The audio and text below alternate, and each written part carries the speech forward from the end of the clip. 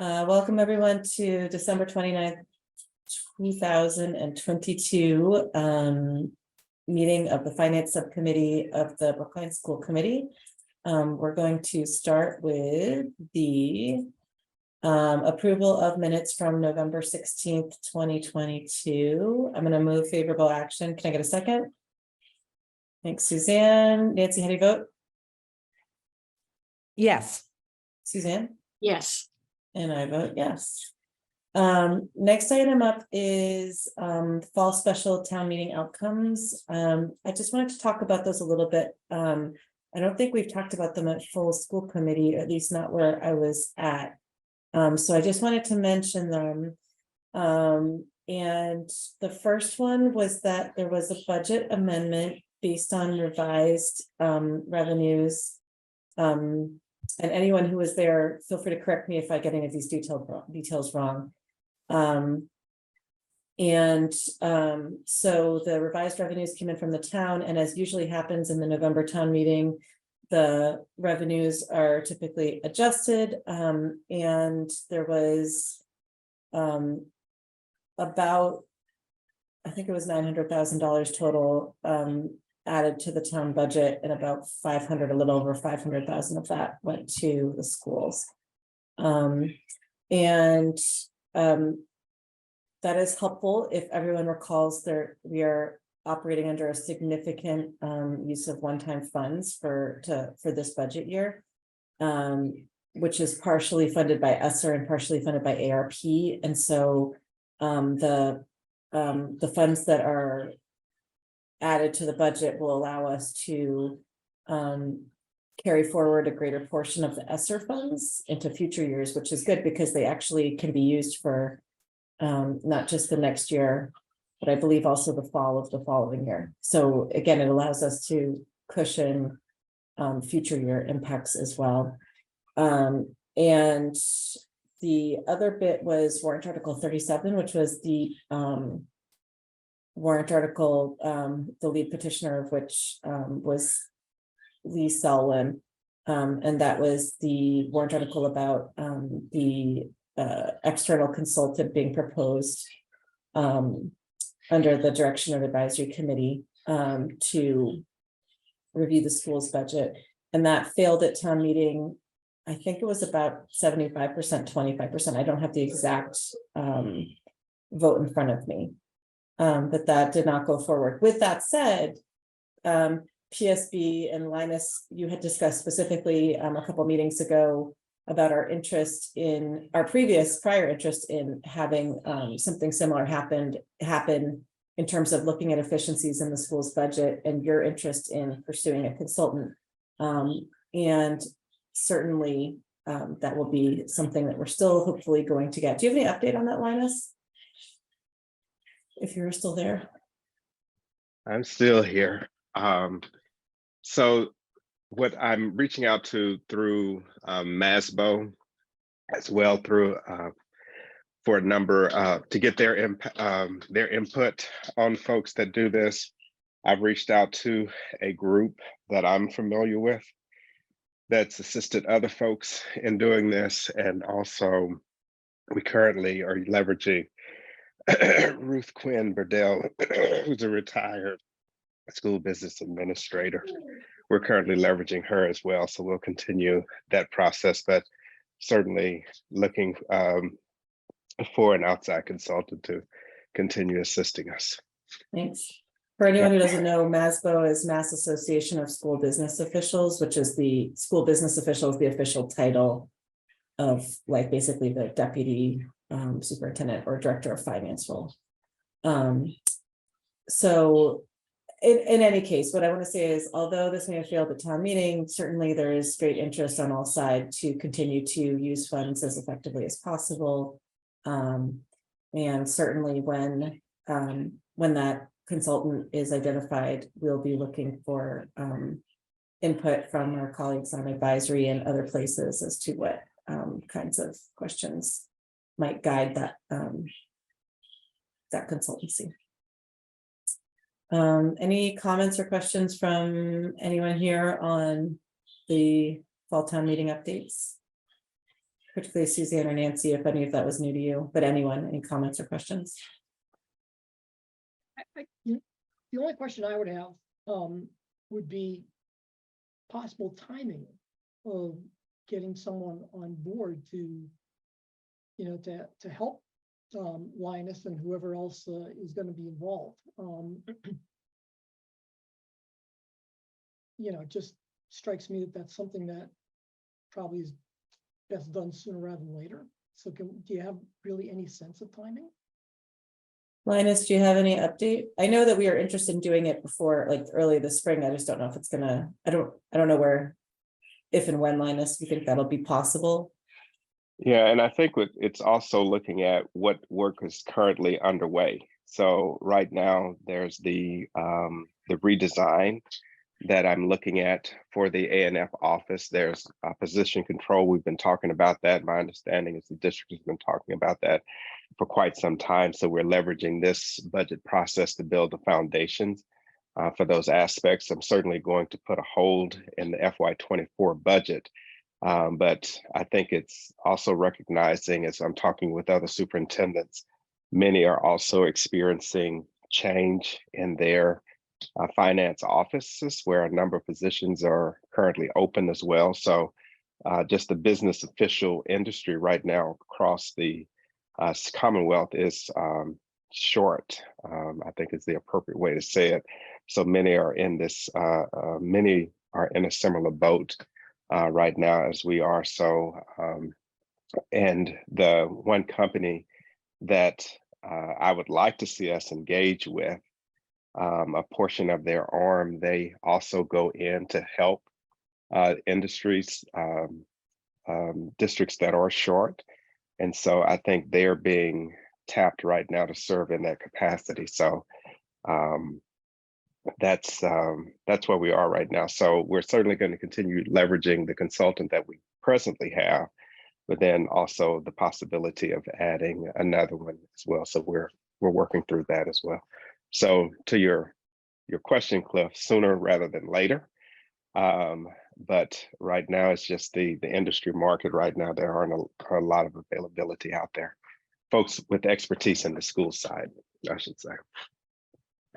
Thank you. Mm-hmm. Carolyn. Thanks. Hi. Two questions, and I don't want to get this too off track. One, just the Dr. Guillory, you just said the consultant we currently have, which is Ruth, hyphenated name, is Ruth basically serving to fill Sam's shoes for the moment? So Ruth is helping us with our budget build. So she's the building of the builder of the budget right now for us. Yeah. Thank you. And then this is a little bit peripheral, but I will say that in the conversations around this warrant article, I heard a lot of questions and statements like they already have a consultant, they're already doing a plan. And I'm also seeing it, maybe I'm just not very up to date. I would love, maybe separate of this, kind of a update on strategic plan, because I don't know if that's something that is underway or planned or aspired to. And I think that was getting conflated a little bit for some people with their understanding of this sort of desire to take a look specifically at finances. So while apologies, I know that's not specific and it doesn't have to be answered right now, but that's something I'd love to just, I don't feel like I have a good understanding about that. Thanks. We had Linus, I'm going to say what I believe the case is and feel free to correct me, which is that originally the plan was to have a consultant. She started work over the summer for strategic planning and then got ill and didn't continue. And there's a new consultant coming in who could join us starting in the spring. So I guess, I don't know, spring sometimes means January. I don't know if the spring means spring or if it means the Spring, second semester. March for, in this case. Okay, so in March, so we had a pause, work started, there was a pause due to a transition in consultants and it will be restarting. Does that help, Carolyn? And I presume, Linus, but correct me if I'm wrong, that as we actually get back into the work, that their community will be notified, not just this committee, but the community as well, because they will be integral to the work, will actually be well informed of that timing. Is that correct? That's correct. Thanks, that does help. I guess is there like an RFP somewhere or something that tells us sort of what the strategic plan is and the budget? Like what's? So again, not to derail this conversation, but just to give you some context there. So for school districts, such as we are, what typically happens is a new superintendent comes in and does a report of entry findings. So I did that my first year. That report of entry findings then is taken and typically it's handed off or in partnership with some form of a consultant. So Massachusetts has several models of strategic plans that are aligned with DESE guidelines.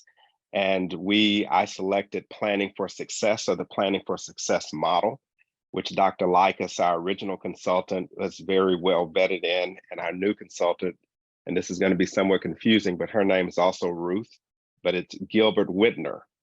Then it's a hyphenated name as well. Ruth hyphenated, oh geez. So Dr. Gilbert Whitner is coming in the spring to help us with the strategic planning process there, which is going to be our educational plan. We've talked about the need to put a CIP, a facilities master plan with that, and then also a financial master plan, but we're going to lead with the educational vision, which is sometimes districts get lost in to say, well, these are the finances and we want to build an education plan for that.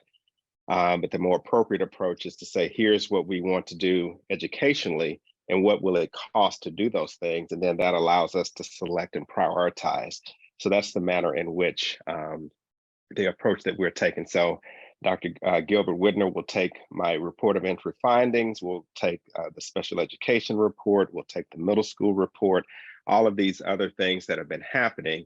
And together we'll come out of that with a 3 to 5 year strategic plan to say, this is what we're going to do over this period of time, and then allow us to start organizing these pieces more specifically. Tying it back to warrant article 37 and then hopefully concluding this portion of the conversation, I do think the benefit of that is if we can find someone with the competencies, as you say, Linus, given this very tight labor market, if we can find someone with the competencies to be able to inform us on efficiencies beyond what Ruth is already doing as she works on the budget. It will be good because I think having, again, an academic plan, there will be, obviously we want to be able to, as you say, prioritize within that, and having someone who has provided that context to us, just like we're doing with these other programs, these programmatic reviews, will be really helpful, and also will inform the financial plan that, as you said, there's sort of a three-legged stool going on here of the strategic academic plan with the capital plan, with the financial plan. So Cliff. Is the report of entry findings something that's publicly available, or is that internal? Yeah, we've received as slides, right, Linus, and that's posted. I could certainly find the link and share it. Yeah, we did that in the school committee. Yeah. Back in last year, I can't remember when now. I'm sure if we search on Robin, I'm sure you have that link, right? Do you mind just sharing that link to the committee? Sure, I can do that. Okay, thanks. Okay, unless there's any other questions from members of the committee, I'm going to move on from item 2. Okay, item 3 is discussion of the long-range financial plan. So the town published the long-range financial plan, I think it was about 2.5 weeks ago, maybe on the 12th or something like that. And the select board discussed it on December 15th, I believe. They had a a budget summit. Unfortunately, the audio from that meeting, I don't know if anyone else tried to watch it, it's terrible. I've sat in meetings that use the owls, but that is a terrible endorsement, a non-endorsement of the owl technology, because It was painful. It was Painful. horrible, yeah. It was actually painful. Like, it's just awful. So unfortunately, I just didn't send it because it's just not worth listening to. But the slides are there, and I just want to draw people's attention to, apologies, to slide. I'm just going to pull it up on the screen too, so that you all have it. Bear with me here.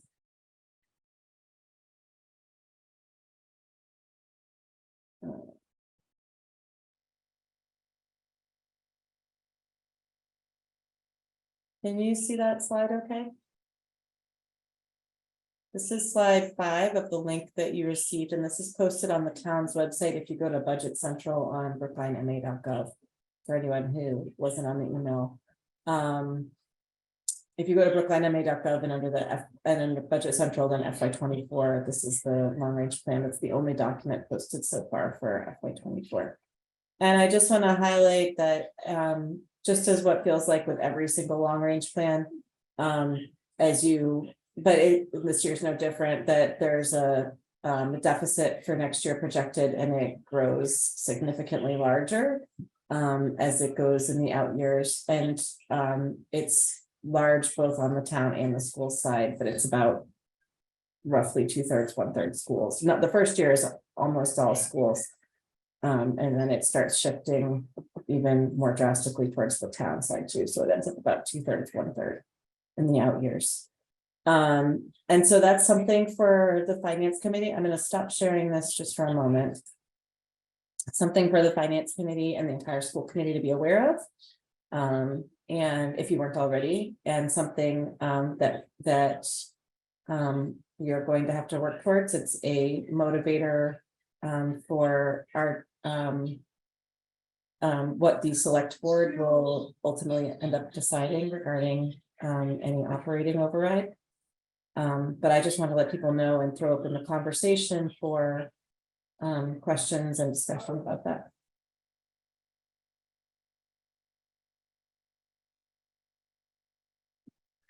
Suzanne, go ahead. Yeah, thanks, Mariah. I mean, I know we can't spend money we don't have, but is there a thought yet of what the state budget's going to look like? I mean, that there are new revenues coming into the state. I don't know how soon, I don't know how they're going to be divided up, but I mean, this is exactly why districts needed the money, why we worked so hard to get those passed. So is there any word from the state about what may be coming? I don't think so.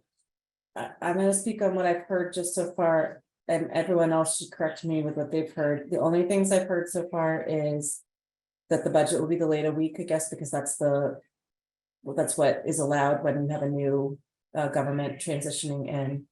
And I do know that the new funding is coming in for the next fiscal year, but I believe it's not equally allocated across districts. I believe it's going to be heavily targeted towards districts that are in need, which is, in my opinion, appropriate, and significant severe need, unlike Brookline, which is in need, but not as severe as some other districts. So I don't know. That's all I've heard so far. And if anyone else has that information, Nancy, I see your hands up on this. Can we look for money in other buckets? Can we apply for money in other buckets? Can we appeal for money? You know what I think mean? one question that that I've asked the town administrator is to what extent the town or the Mass Municipal Association is going to be advocating. I mean, this past year, we all got everyone who had tax refunds or paid taxes to the state got a refund because of the amount of income that the state was taking in.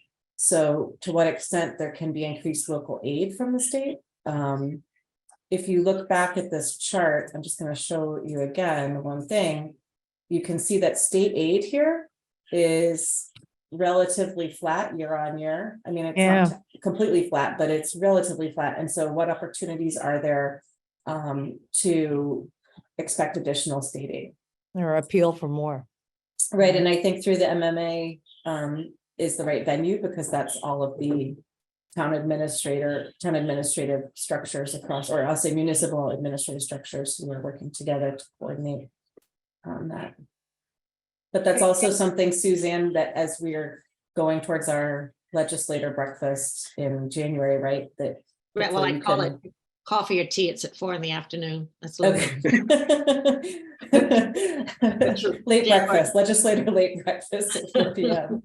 But right, that is on our list of things to talk about. Yeah, Yeah, and it's not just an us issue for sure. right. Yeah, okay, thanks, Brian. Yeah, but no, there isn't a lot of information yet, other than just knowing that there's the week-long delay that's in law. Any other comments on that? David Perlman, are you able to talk or are you driving and not able to talk? I'm driving, but I can speak. Okay, I just wanted to mention that it would be good, and Robin, I don't know if this is actually on our January 5th agenda, but it would be good to have it on the January 5th agenda too, just to give this sort of brief update so everyone knows where we're at. I know there's 5 of us here now, but it would be good to make sure everyone's hearing this. Yes, I agree. We can add that. Okay, thank you. And thank you, Robin, for adding that in. Linus, is there Right. anything you want to add on this? Go ahead. Well, I was going to ask, are you going to show the slide that shows what our projected amount is this time from the town? Sure, that's a good. Because I can't believe think forgot that. that's Yep. yeah, I think that's Yes. very good sorry. context for this conversation, especially when we start looking at going into next year. Yeah, I gotta find it. Sorry, it was everyone. like maybe 18-ish. 18, okay. Right, so FY23. And if you can blow it up just a little bit, please. Yeah, I certainly can. So is that better? So if you can see that Yes. FY23, which is the current budget year, schools received 125.6. This is the last year we had if you recall, in the spring, we had voted 125,098 and change. And then am I doing that math right? Yeah, I think I am. Yeah. And then as I mentioned earlier, in November, there was an additional vote of just over, it was around 515,000 to the schools, which brings us to this new total. I just want to highlight though that the schools this year, in addition to this total, there's an additional portion from ARP. So our budget did go, the new town projection is 127.3 million for FY24. Thank you, Linus. I can't believe I forgot to mention this part. And again, I just want to highlight that this is less again than our current budget because we are using one-time funds. So it's not like we are even ending up in a budget where even if we could have a 0% increase, it still wouldn't be sufficient from this dollar amount. Anything I missed on that, Linus, that's critical to sort of point out? And I can't recall the specifics of why Melissa shared why it wasn't sort of the standard increase, because it's certainly less than what we were normally expecting on both sides, but I can't remember what she said specifically there. There was something or other about, there was something about, I'm not sure actually either. I know something I thought about building department. There is this note here, but I'm not sure if that's it. Anyway, So- the budget, you can see that the overall sort of portion did go up, but it's really, if you look at the fractional increase, it's less than a 2% increase available to town and schools. And the revenue at the town level, overall revenue at the town level, again, went up just over a hair of a percent. From it's 349 to 353, which is about $4 million. Well, it's actually just about 1%, I think. I'm doing the math quickly, but it's you're right. It's a very small increase in revenue. Oh, I know one of the things was the basically the cannabis host community agreement funds. With the change in state law, that has dropped off. And so that was a significant revenue drop that they're taking only a fraction of, I think, for the current fiscal year, and the following fiscal year goes to zero. There's more details in the slides, but again, it is the revenue dropped off significantly. The non-departmental fixed costs did drop, but again, there's very small growth for both common schools. I'm gonna stop sharing, and then Carolyn, go ahead. Thanks. Well, that's depressing, but, so at their budget hearing, the select board, or Chaz at least talked a little bit about, their initial thoughts on an ask for an operating override. So, would it be appropriate for school committee to speak to that in this meeting? Like, where are you guys on that? What's the work? What's the thinking timeline? So, I think that the schools, Linus, I don't want to speak entirely for you, so let me know when this is, if you disagree with any of this, but I think that the work is still being done to finalize the numbers that were shown in the 6-year numbers that were given to the town to do the projections are tentative numbers, and there'll be more refined numbers, including any sort of like baseline maintenance of effort, and then things that we would do better given additional funds that in early January. Anything to add to that, Linus? No, and I think it's also important to note that we started with a 0 this time to build up, which was a different budgeting exercise, I think, than in previous years. So we're trying to not just assume that because we've always had it, we will have it that way.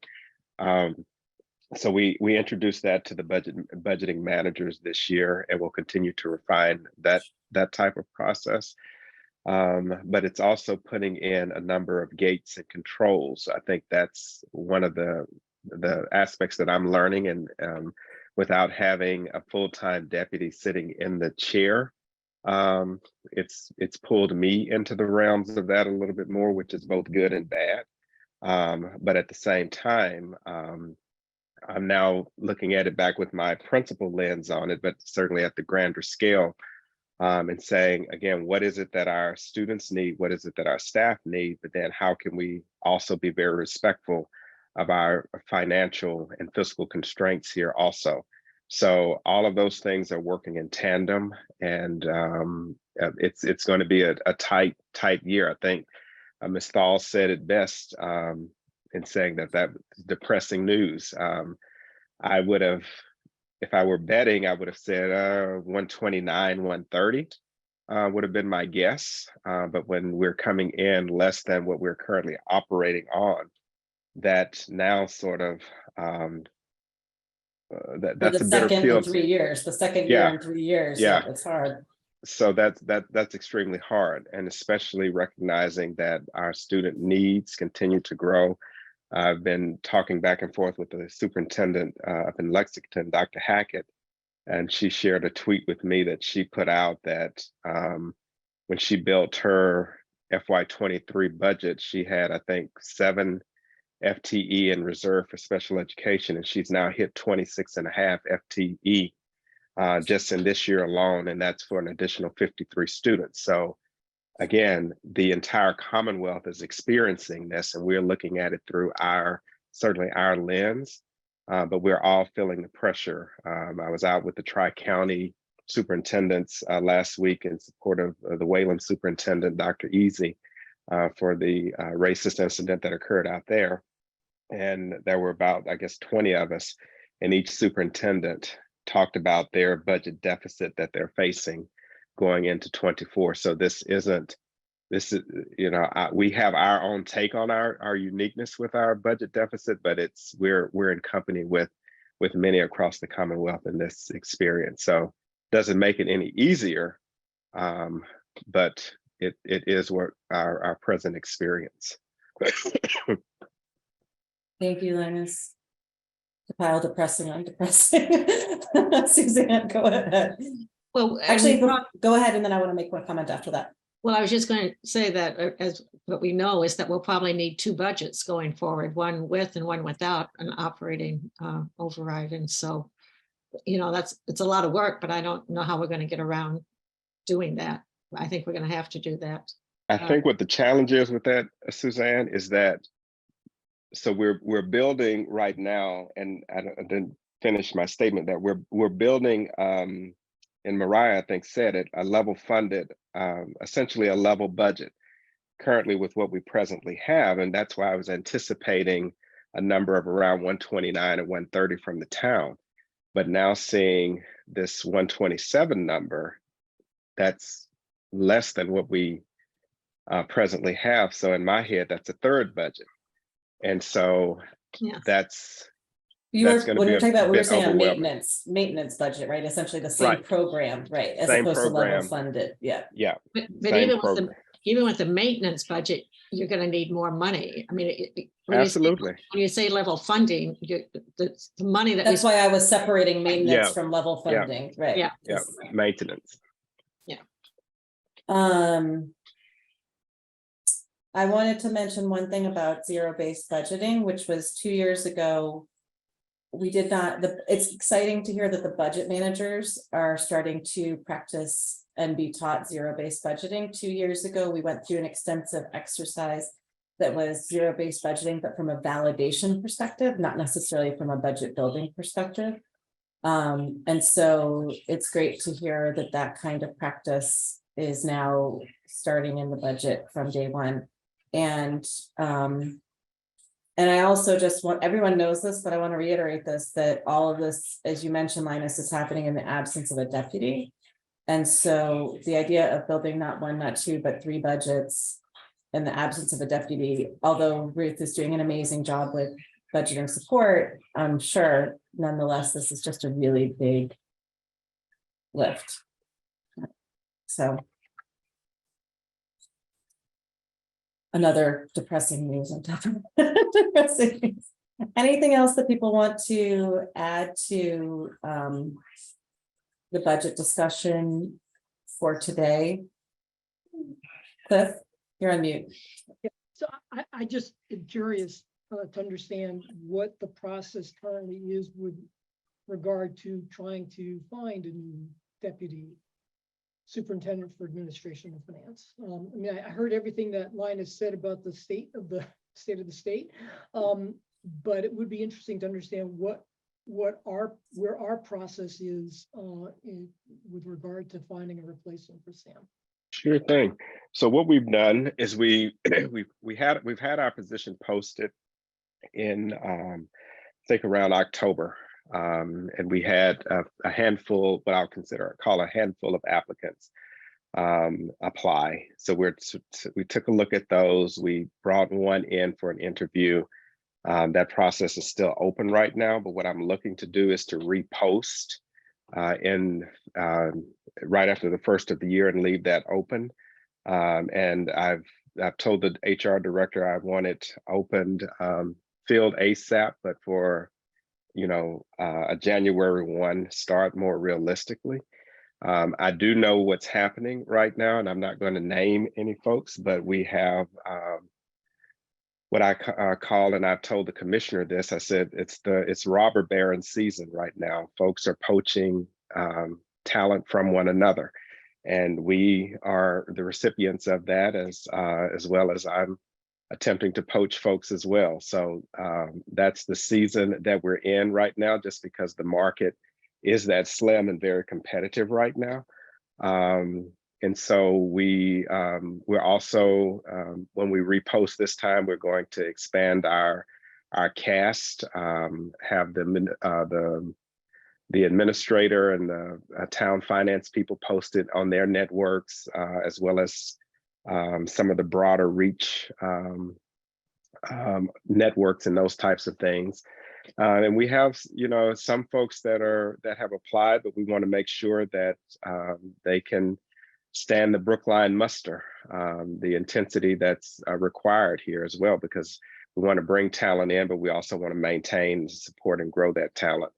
And there are also some internal pieces that we're looking to start putting in place to make sure we're building our own bench so that as leaders transition out, and that this is part of the reorganization that I'm looking to do with our A&F department, as well as start lining up the rest of the departments as well, is to make sure that we have a bench so that there's a person that could be considered a number 2 that could step up, hold the line, or either step up to fill that spot as well. And we were in the unfortunate spot where we didn't have that infrastructure or that design within our organization. So these are all realities of just sort of our past life that we've been living that we're now facing now. So the position will be reposted. Again, we're going to relook at the folks that have applied. We'll take a closer look at those, but I just, from what I've seen and experienced this first 18 months or so, we want to make sure that a person that can come in is quick and can keep up with the pace that's required here as well. So, Are you looking out of state? that's going to be the new posting that we put up.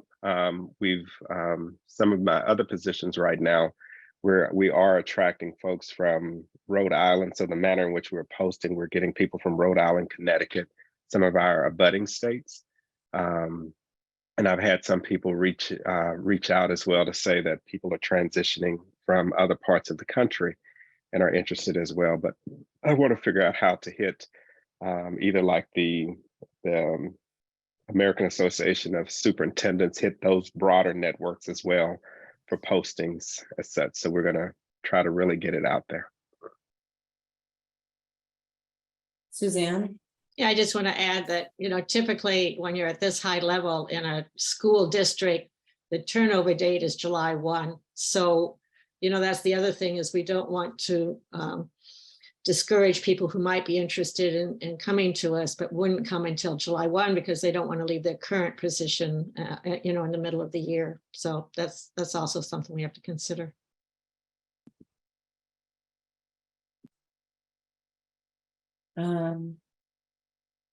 Any other last thoughts from people?